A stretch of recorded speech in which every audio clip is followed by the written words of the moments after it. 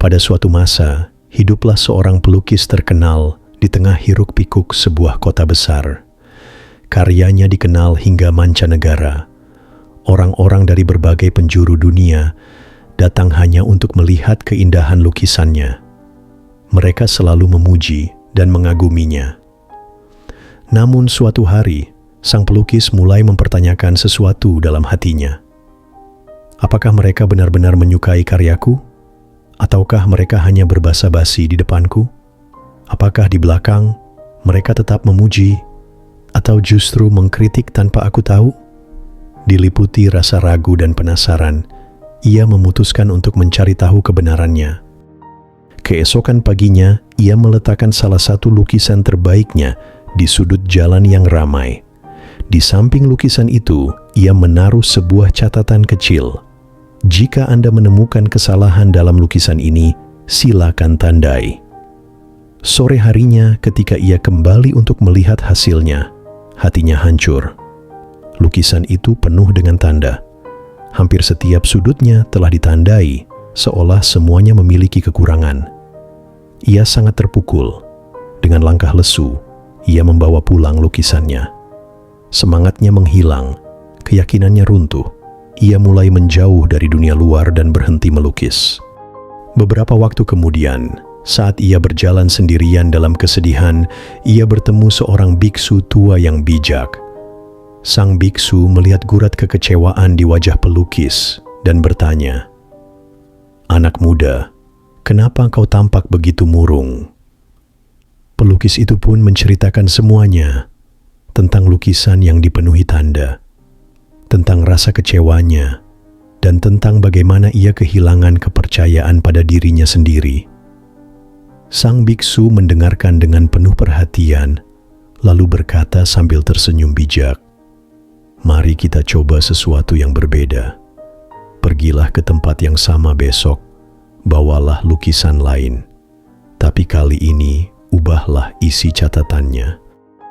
Keesokan harinya, sang pelukis mengikuti saran sang biksu. Ia membawa lukisan baru dan menaruhnya di tempat yang sama. Tapi kini catatannya berbeda. Jika Anda menemukan kesalahan dalam lukisan ini, silakan perbaiki. Sore itu, pelukis kembali bersama sang biksu untuk melihat hasilnya. Anehnya, lukisan itu tetap utuh. Tidak ada yang memperbaikinya. Tidak satu pun goresan berubah. Dengan penuh kebingungan, pelukis bertanya, "Kenapa tidak ada yang memperbaikinya? Bukankah kemarin banyak yang menunjuk kesalahan?" Biksu itu tersenyum lembut.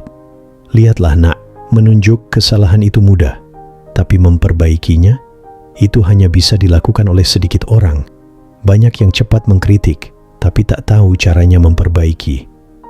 Orang-orang seperti itu bukanlah cermin yang bisa kau andalkan. Masalahnya bukan pada lukisanmu, tapi pada siapa yang kau minta pendapatnya. Jangan menyerahkan nilaimu pada orang yang tak punya kemampuan untuk menghargai apa yang kau ciptakan."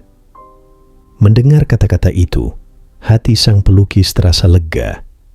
Ia pun menyadari satu hal penting. Harga dirinya tidak seharusnya bergantung pada penilaian orang lain. Dan dengan semangat yang baru, ia kembali ke studionya dan mulai melukis lagi. Kali ini, tanpa takut terhadap kritik yang tidak membangun. Dalam hidup, apapun yang kita lakukan, akan selalu ada orang yang mencela. Beberapa karena iri, beberapa karena tidak percaya diri, dan sisanya karena memang lebih mudah mengkritik daripada mencoba memahami atau membantu. Kita tidak bisa membiarkan suara negatif itu memengaruhi arah hidup kita.